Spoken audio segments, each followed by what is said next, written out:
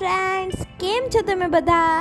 આજે આપણે દાણા ભાજી, ફુદીના અને મરચાંની ગ્રીન ચટણી બનાવીશું. આ ચટણી આલુ પરોઠો, રગડો, ભેલ, દાબેલી જેવા ચાટમાં ખૂબ જ સ્વાદિષ્ટ લાગે છે.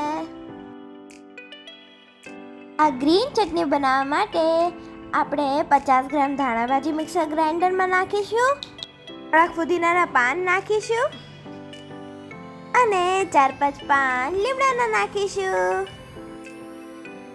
એક નાનો કટકો આદુનો નાખીશું. 2 મીડિયમ તીખા મરચાં નાખીશું. 1 મોટી ચમચી સેવ નાખીશું. 1 ચમચી જીરું નાખીશું.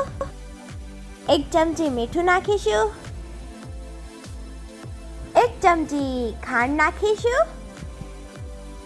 અડધી ચમચી આમચૂર પાવડર નાખીશું. 2-3 દિવસ સુધી આપણા ચટણીનો કલર ગ્રીન રહે તે માટે આપણે 1 લીંબુનો રસ નાખીશું. આપણે થોડુંક ઠંડુ પાણી નાખીશું. હવે આપણે ચટણીને ગ્રાઇન્ડ કરી દઈશું. આપણી ચટણી તૈયાર છે.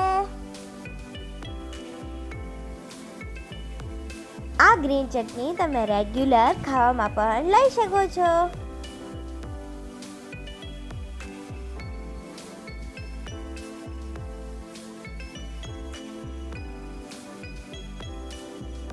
તો તમને અમારી રેસીપી ગમી હોય તો અમારી ચેનલને સબસ્ક્રાઇબ કરો અને આ વિડીયોને લાઈક અને શેર કરો. Thank you for watching.